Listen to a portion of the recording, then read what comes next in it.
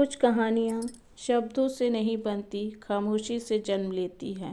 यह कहानी है उस प्यार की जिसे बोलने की ज़रूरत नहीं पड़ी। शोभित हर रोज़ सुबह 6:30 बजे उठता था।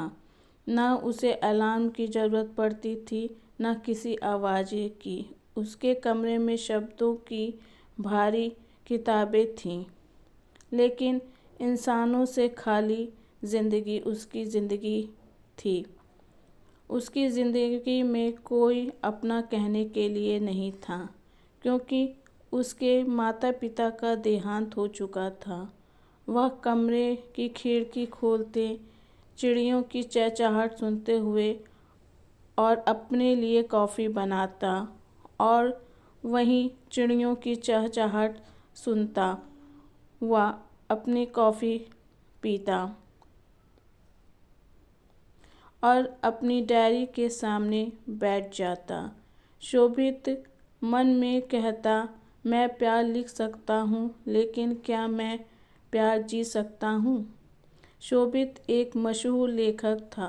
लोग उसकी किताबों में अपना दुख ढूंढते थे, पर कोई नहीं जानता था कि उन किताबों का लेखक खुद कितना टूटा हुआ है। मारिया एक विदेशी लड़की थी और बनारस में नई नई आई थी। उसे यहाँ की भाषा नहीं आती थी। लोग उसे देखते और लेकिन समझते नहीं। वह क्या कहती यह लोगों को समझ में नहीं आता। वह बहुत कम बोलती थी, लेकिन लोगों की बातों को महसूस करना वह अच्छी तरह से जानती थी।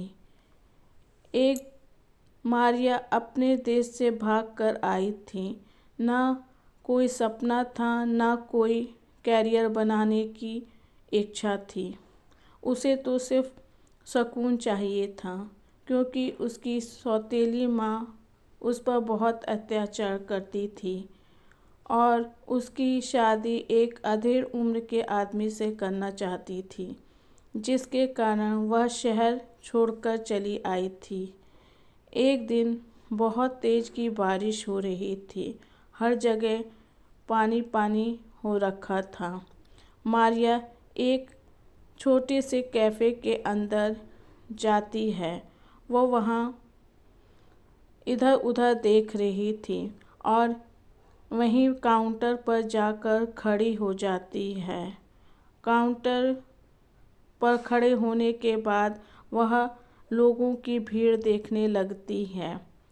तभी वहाँ शोभित अंदर आता है। मारिया को काउंटर के पास खड़ा देख शोभित उसके पास जाकर एक कप कॉफ़ी मांगता है। मारिया को समझ नहीं पाती कि वह क्या कह रहा है, बस वह मुस्कुरा देती है। उसकी मुस्कान देखकर शोभित रुक जाता है। मुस्कान में इतनी मासूमियत छुपी हुई थी कि वह उसकी ओर एक खिंचाव महसूस करने लगता है और उसका दिल हमेशा उस लड़की को देखने की इच्छा करता। वह हर रोज़ उसे देखने के लिए उसी कैफ़े में जाता। जब मारिया को भी यह महसूस हुआ कि शोभित उसकी ओर देख रहा है, तो उसके अंदर भी एक खिंचाव महसूस होने लगा। अब उन दोनों की आंखें एक दूसरे की बातें समझने लगी थीं और आंखों ही आंखों में वह एक दूसरे से बात करने लगे थे। यह बातें के लिए ना शब्दों की ज़रूरत थी, ना कोई एहसास की ज़रूरत थी। बस वह लोग हमेशा एक दूसरे से आंखों ही आंखों में बातें किया करते थे और मारिया को यह बहुत अच्छा लगने लगा और शोभित भी इससे बहुत ज़्यादा खुश रहने लगा। दोनों की ज़िंदगी में एक नया सा बदलाव आ गया। वो दोनों एक दूसरे के लिए एक अलग सा स्थान रखने लगे। वह अक्सर लेकिन दोनों एक दूसरे की भाषा समझ नहीं पाते थे, क्योंकि शोभित को अंग्रेजी नहीं आती थी और मारिया को हिंदी नहीं आती थी, जिस कारण वह ज़्यादा बात नहीं कर पाते थे।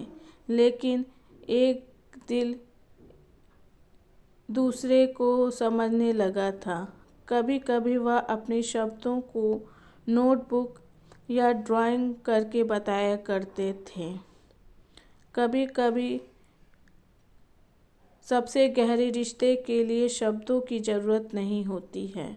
शोभित समझ आ गया था कि मारिया के लिए शब्द ज़रूरी नहीं हैं। वह दोनों एक दूसरे को बिना कहे ही सब कुछ समझ जाने का एहसास रखते थे और यह एहसास बहुत ही अच्छा था। शोभित एक किताब बनाने लगा, ऐसी किताब जो बोले बिना महसूस किया जा सके।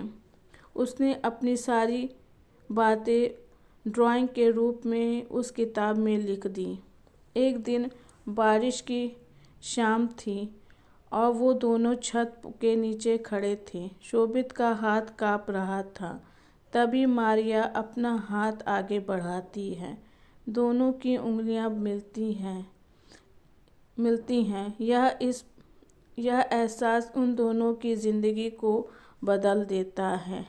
लेकिन धीरे धीरे समाज और लोगों की बातें होने लगती हैं। लोग कहने लगते हैं कि दोनों की ज़िंदगी बिल्कुल अलग है और सबसे बड़ा अंतर तो दोनों एक दूसरे की भाषा को ही नहीं समझ पाते हैं। तो यह लोगों की ज़िंदगी कैसी होगी, कैसे यह अपनी ज़िंदगी साथ बिता पाएंगे। यह सुनकर शोभित थोड़ा डर जाता और मारिया को भी यह बातों का एहसास होने लगा। इसलिए वह चुपचाप शहर छोड़कर चली जाती है। शोभित कुछ कह नहीं पाता और मारिया कुछ समझ नहीं पाती और दोनों की मोहब्बत जुदा हो जाती है। शोभित अपनी